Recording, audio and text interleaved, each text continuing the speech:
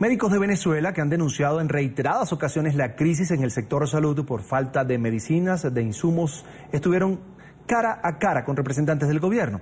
Un equipo multidisciplinario del JM de los Ríos, principal hospital de niños del país, denunció que la escasez pone en riesgo la vida de los pacientes. Por su parte, el funcionario insiste en que no es necesaria una ayuda internacional y que la situación no está tan mal. Los médicos del Hospital JM de los Ríos las expusieron a las autoridades gubernamentales. Hay mística de trabajo, hay deseo de poder atender a los pacientes, pero no tenemos las condiciones idóneas. A mí particularmente me preocupa que yo voy a pasar aquí alrededor de 20, 30 años exponiéndome sin saber cómo voy a salir de aquí del hospital. Piden desde insumos, medicamentos, hasta la reactivación de los servicios paralizados. En fin, claman por que se atienda la aguda crisis que atraviesa el sector en el país. Nosotros atendíamos 120 pacientes en el turno de la mañana. Estoy pasando estadísticas de 40 pacientes en una semana.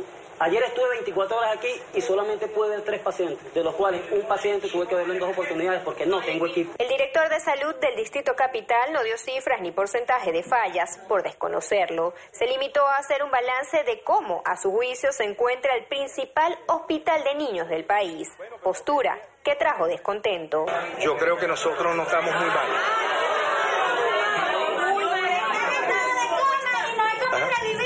Tampoco le parece conveniente al vocero de salud del gobierno aceptar la ayuda humanitaria internacional. Mira, yo creo que nosotros podemos solucionarlo. No hubo médico que no le refutara. No hay fórmulas, no hay leche y ellos no pueden comer de lactancia materna porque corren riesgo de infección. Hoy en el hospital de niños no hay fórmulas de inicio para estos pacientes. Y las madres, por temor, por supuesto, a que su hijo salga infectado o resulte infectado, están dando teteros de agua con verduras a niños de 9 meses, de 10 meses. Esa es la realidad de hoy, doctor. Y por esa razón hablamos de ayuda humanitaria, porque es humanidad lo que necesitamos. Y voluntad y resolución del problema ya. Familiares de pacientes también levantaron su voz para exponer sus necesidades. Verdad que el hospital está crítico, está en crisis, yo no sé por qué motivo y razón no dejan abrir las puertas, yo no sé qué es lo que pasa. Le hago un llamado al señor presidente que por favor se ponga la mano en el corazón y vea a sus nietos, los hijos de nosotros. Nuestros hijos se nos están muriendo porque no hay medicamentos. La prensa pudo ingresar a las instalaciones de este hospital solo por la intermediación del personal médico. Sin embargo, no se dejó acceder a las áreas internas para constatar su estado. Por ello, familiares de pacientes hicieron llegar sus videos.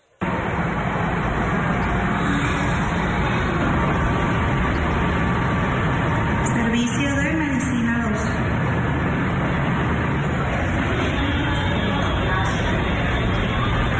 Uno de ellos, donde se observa cómo se encuentra el único baño disponible en el área de consulta.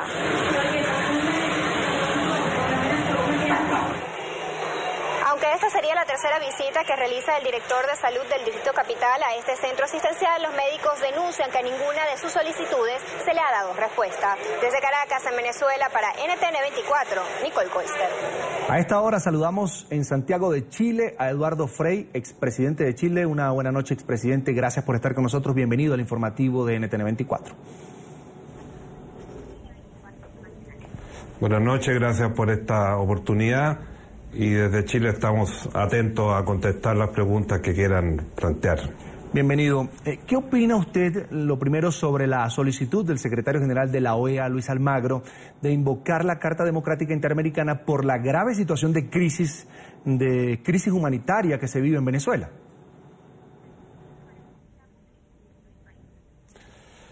Mi opinión es muy clara. Creo que el secretario de la OEA ha tomado una decisión que esperábamos hacía tiempo. La situación de Venezuela ya no puede esperar más.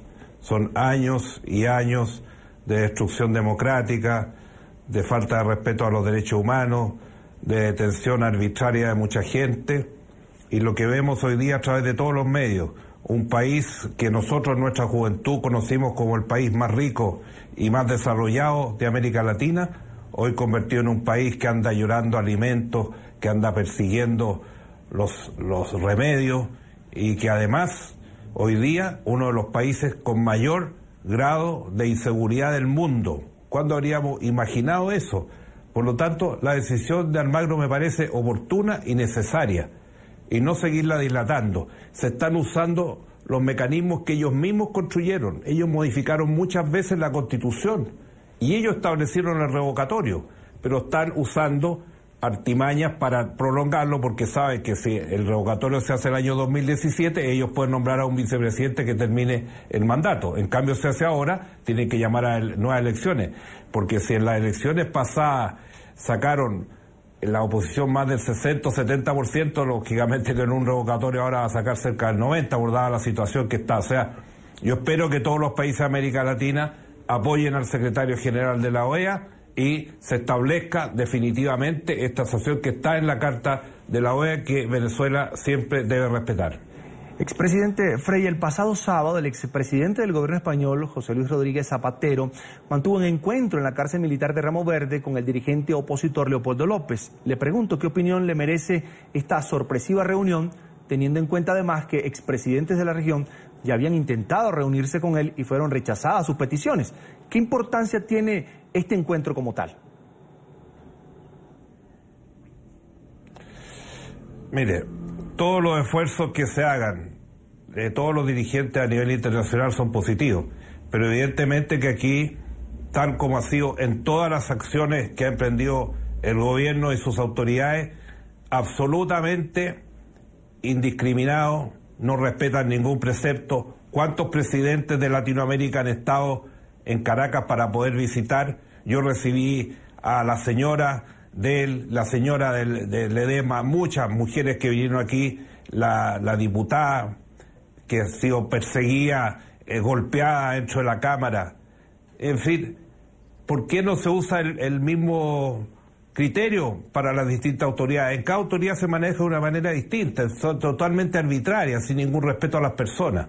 Ojalá que esta conversación ayude a mantener a Leopoldo tranquilo, con ánimo, pero más allá, lo que interesa acá es que, más que diálogo, porque ya si seguimos hablando de diálogo, llevamos varios años hablando de diálogo. Cuando perdieron las elecciones en la Asamblea dijeron que iban a hacer diálogo, después se terminó el diálogo, porque esto depende de lo que el jefe de Estado se levanta y opina y dice cualquier cosa y todo el tiempo insultando, descalificando, diciendo palabras groseras de bajo calibre ya. ¿Qué puede pensar uno? El pobre país que tuvo esta inmerecida suerte de llevarse a ese presidente y a esas autoridades. Entonces, ojalá que esto funcione y de una vez por todas se haga lo que más de 2 millones de venezolanos han pedido en estos días, el revocatorio, que necesita mucho menos que 2 millones de firmas, y den los pasos siguientes y se establezca y que el pueblo decida, para no entrar en una guerra fratricida, porque todos sabemos que si la situación no se lo soluciona por las vías pacíficas, podemos terminar una verdadera guerra civil, y eso sería trágico para el pueblo de Venezuela. Presidente, ¿qué piensa sobre la opción de un diálogo nacional como salida de la crisis propuesto además por Rodríguez Zapatero? ¿Cómo se puede dialogar con un gobierno que no escucha y que además sigue teniendo presos políticos, que es lo que pasa en Venezuela? El problema del diálogo es quién hace el diálogo, porque como ellos deciden quién puede ver a un preso político, quién no puede verlo, o qué medios pueden circular, o qué autoridades de la Asamblea Popular son válidas o no, arbitrariamente deciden todo, por lo tanto un diálogo, ¿quién con quién? ¿Para qué? Si aquí la cosa está muy clara, se eligió una Asamblea Nacional con mayoría opositora al régimen.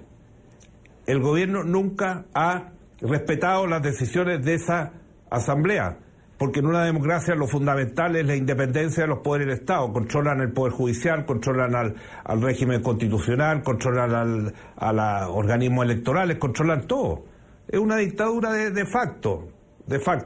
Entonces, aquí, ¿por qué el camino es el que ha planteado el secretario de la OEA? Aquí lo que corresponde es avanzar en el revocatorio y que el pueblo venezolano libremente diga si quiere o no quiere que siga el presidente actual, y que llamen a nuevas elecciones para que el pueblo democráticamente elija autoridades y termine esta verdadera tragedia de un país, como decía antes, de gran riqueza, de gran desarrollo, que hoy día se ha transformado en un país en que importa el 96% de los alimentos, que no recibe ni siquiera aviones porque no les pagan a los aviones comerciales de todo el mundo, etcétera.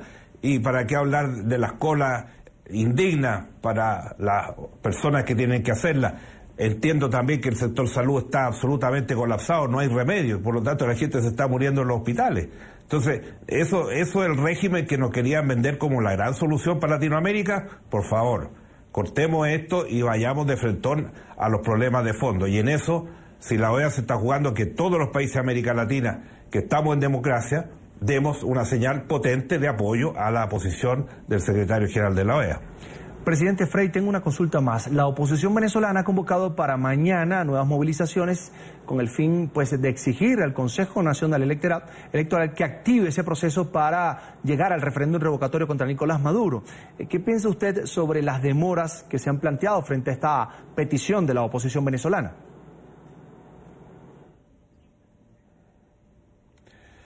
Mire, yo estoy de acuerdo en convocar a la gente que salga, que proteste, pero en forma pacífica, porque las situaciones que estamos, con los grados de inseguridad, hoy día Caracas está entre las ciudades más peligrosas del mundo por sus crímenes. Entonces, es muy riesgoso, con el aparataje del gobierno, la forma que actúe, que vaya a provocar a la gente y pueda producir muchas muertes. Entonces, ese camino hay que tenerlo presente, pero hacerlo con mucho cuidado, con la gente, con mucha responsabilidad, para no producir más muertes entre los ciudadanos. Ahora, evidentemente que todo esto lo hace el gobierno para postergar y que se cumplan los plazos que le permitan a ellos nombrar al vicepresidente. Si se hace el revocatorio como corresponde ahora, va a haber una nueva elección presidencial.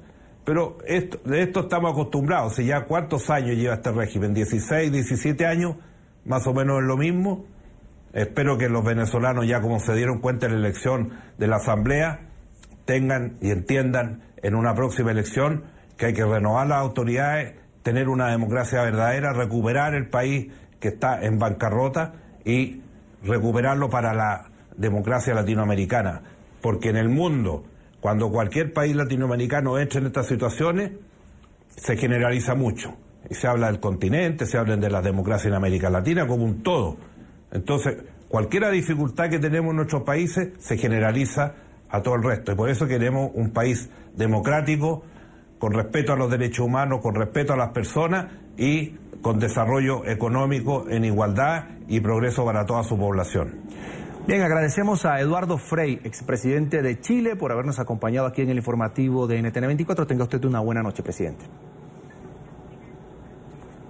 Buenas noches y muchas gracias por esta invitación y poder expresar desde Chile qué es lo que pensamos respecto a esta grave situación.